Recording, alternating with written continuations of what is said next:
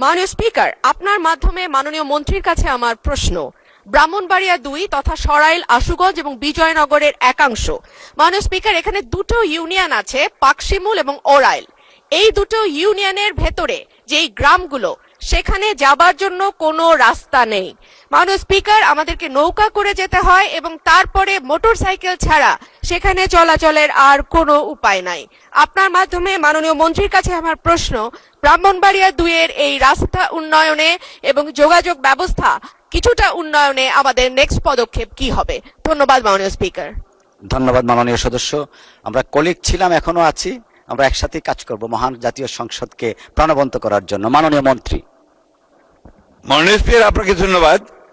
মাননীয় সংসদ সদস্যকে আমি আশ্বস্ত করতে চাই যে তিনি যদি এই বিষয়গুলো সুনির্দিষ্ট প্রস্তাব নিয়ে আমাদের মন্ত্রণালয়ে চিঠি পাঠান, তাহলে অবশ্যই আমরা অগ্রাধিকারের ভিত্তিতে এই ইউনিয়ন দুটোর যোগাযোগ ব্যবস্থা উন্নত করবার চেষ্টা করব। ধন্যবাদ আপনাকে মাননীয় স্পিকার। ধন্যবাদ মাননীয় মন্ত্রী। আসিফ মাহমুদ সজীব ভুঁইয়া সে বলেছে ২ মাসের মজুদ রেখে গেছেন তত্ত্বাবধায়ক সরকার, সেই তেল গেল কোথায়? হ্যাঁ, আমার একটাই প্রশ্ন, সেই তেলগুলো যাচ্ছে কোথায়? কেন কমে যাচ্ছে মজুদ? ওই যে চুরির কারণে, বাটপাড়ির কারণে। কেন জানেন না কোথায় যাচ্ছে? যে আপনাদের 11 দলীয় জোটের এখন বিরোধী দলীয় প্রধান জামাতের আমির সাহেব, ওনাদেরই আরেক জামাতের নেতা, ওনার বাড়িতে পানির ট্যাঙ্কিতে যে পেট্রোল ডিজেল ঢুকিয়ে রেখেছিলেন, সেটা কি ভুলে গেছেন? এইভাবেই মজুদ শেষ হচ্ছে। যার দরকার নেই সেও গিয়ে পাম্পে দাঁড়ায় থাকে। সুতরাং তেল নিয়ে বিএনপিকে বিতর্কিত করার জন্য বারবার আপনারা চেষ্টা চালিয়ে যাচ্ছেন, আবার সাধুসতার চেষ্টা করছেন। তেলগুলো কোথায় যাচ্ছে? তেলগুলো তো চুরি করতেছেন আপনারা। কেন আপনারা বিগত এই সরকারে থাকা অবস্থায় কত চুরি চামারি করেছেন সেটা ভুলে গেছেন? যে জনগণের টাকা হাজার হাজার টাকা মেরে দিয়েছেন, মনে করেছেন যে আওয়ামী লীগের উপর সবকিছু চাপাই ওটা চলে গেছে, এখন আপনারাও সেভাবে সাধু সেজে চলে যাবেন। আপনাদের হিসাব আছে, ইনশাল্লাহ আপনাদেরই হিসাব হবে। আর তেল যারা নিচ্ছে, তেলের সিরিয়ালে যারা দাঁড়াচ্ছে, আমাদের জ্বালানি মন্ত্রী তিনি বলেছেন যে সরকার বিভিন্ন জায়গা থেকে, বিভিন্ন দেশ থেকে তেল আনতেছে বিভিন্নভাবে, জনগণের তেলের দাম যেন স্থিতিশীল ভাবে থাকে, যে তেলের দাম যেন না বাড়ে। আর সেই সরকারকে বিতর্কিত করার জন্য আপনারা বিভিন্নভাবে, যার তেল ট্যাঙ্কি পুরা, তারপরও সে তেলের জন্য যায় সিরিয়ালে দাঁড়ায় থাকে। কেউ বোতলে করে নিয়ে যায়, কেউ ড্রামে করে নিয়ে যায়। কি মগের মূল্য পেয়ে গেছেন। বিএনপি তো ভালো, জনাব তারেক রহমান তো ভালো সরকার, তিনি চেষ্টা করছেন সবাইকে নিয়ে একসাথে রাজনীতি করার জন্য, একসাথে দেশ গঠন করার জন্য। সুতরাং আপনাদের চুরি, আপনারা চুরি করে সরকারকে বিতর্কিত করছেন, আপনাদের লোকজন দিয়ে পাম্পে সিরিয়াল ধরায় রাখছেন, আপনাদের পরিচিত পরিজন দিয়ে। তারপর আপনারা উল্টা ব্লেম দিচ্ছেন। তেল কোথায় যায়? তেলের মজুদ কমে গেছে কেন? ওই যে আপনাদের জন্য। আর কমবে না কেন? কেন আপনাদের প্রত্যেকেরই তো এখন 3-4টে করে গাড়ি, আপনাদের তো তেল লাগবে। তো তেল নিয়ে আপনারা ঘরে রাখতেছেন, চুরি করতেছেন, সেটা তো প্রমাণ। সুতরাং এগুলা ভণ্ডামি বাদ দিয়ে কিভাবে জনগণ কেন তেল বেশি নিচ্ছে, যদি সত্যিকার অর্থে সাহস থাকে সেটা প্রশ্ন করেন। যে যাদের তেল আছে তারা কেন পাম্পে গিয়ে সিরিয়াল ধরতেছেন? কেন তারা তেল নিচ্ছেন? আর কেন জামাতের নেতার বাড়িতে কেন পানির ট্যাঙ্কিতে তেল ডিজেল পাওয়া গেল, সেটা নিয়ে একটু প্রশ্ন করেন। জনগণ সেটা একটু দেখুক যে আপনাদের সৎ সাহস কতটুকু আছে। আপনি যে চুরি করতেছেন আবার সেটাকে আবার সাধু সাজতেছেন। সুতরাং চোর সাধুর গল্প শেষ করে জনগণের জন্য কাজ করেন, সেটা ভালো হবে। তেলের দাম বাড়লে, জিনিসপত্রের দাম বাড়লে সেটা জনগণের যেমন ক্ষতি হবে, হয়তো আপনাদের ক্ষতি হবে না, সাধারণ জনগণের ক্ষতি হবে। কিন্তু আমাদের সরকার আপ্রাণ চেষ্টা করছে জনগণের পাশে থাকতে, জনগণকে যেন ঠিকমতো জনগণ চলতে পারে, জনগণের সব দিকে উন্নয়ন করার চেষ্টা করছে।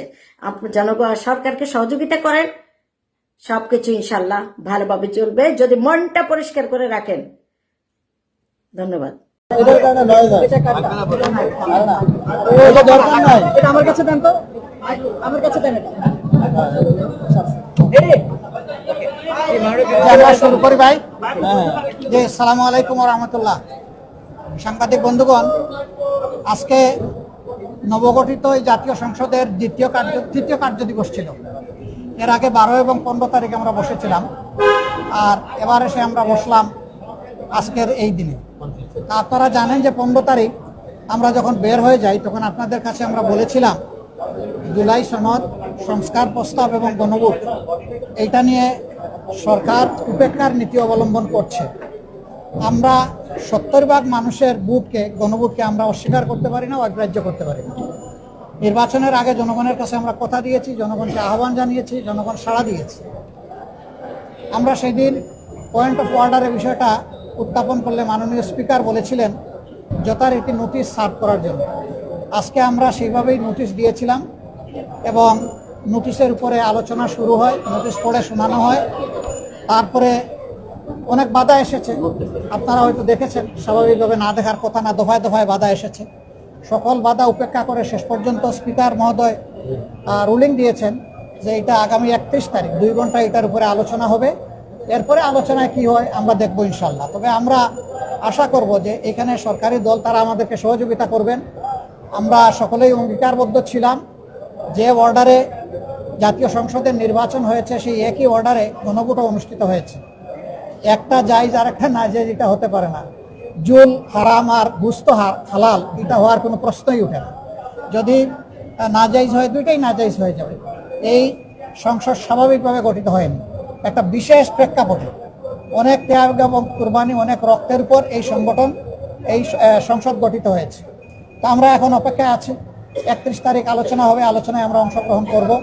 আমরা আশা করব জুলাই চেতনাকে, জনগণের আকাঙ্ক্ষাকে, 70% মানুষের দেওয়া ম্যান্ডেটকে সরকারি দলও সহযোগিতা করে এটাকেও গ্রহণ করে নেবে এবং এর মধ্য দিয়ে এই সংকট অবসান হবে ইনশাআল্লাহ।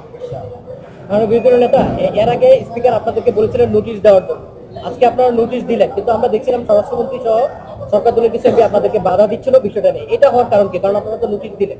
আসলে সমস্যা হয়েছে কি, এই সমস্ত বিষয়ে ব্যাখ্যা দিবেন আইনমন্ত্রী, না হয় দিবেন প্রধানমন্ত্রী। আমরা তো এই বিষয়টা প্রধানমন্ত্রীর কাছেই চাই। তো স্বরাষ্ট্রমন্ত্রী সাহেব প্রথম দিন থেকেই সব বিষয়ে তিনি নিজে একটা বক্তব্য রাখেন। এমনকি দুঃখজনক হলেও সত্য যে স্পিকারের রুলিং দেওয়ার পরেও তিনি কথা বলতে চান। এটা আসলে অনাকাঙ্ক্ষিত। আমরা বিসমিল্লাহির রহমানির রহিম। প্রিয় দেশবাসী, আসসালামু আলাইকুম ওয়া রাহমাতুল্লাহি ওয়া বারাকাতুহু। আপনারা জানেন যে বর্তমান এই সরকার জুলাই সনদ নিয়ে সংসদে আবার নতুন করে লেন্দি প্রসেস শুরু করতে চায়, যেখানে তারা এই বিষয়টিকে আবার নতুন করে আলোচনায় আনতে চায়, যে বিষয়টি গত অন্তর্বর্তীকালীন সরকারের সময় ইতিমধ্যেই সিদ্ধান্ত হয়ে পাশ হয়ে গিয়েছে। বাংলাদেশের সকল রাজনৈতিক দল স্বাক্ষর করেছে এবং সেই জুলাই সনদের স্বাক্ষরের পরে সিদ্ধান্ত হওয়া বিষয়গুলোর উপরে গত 12ই ফেব্রুয়ারি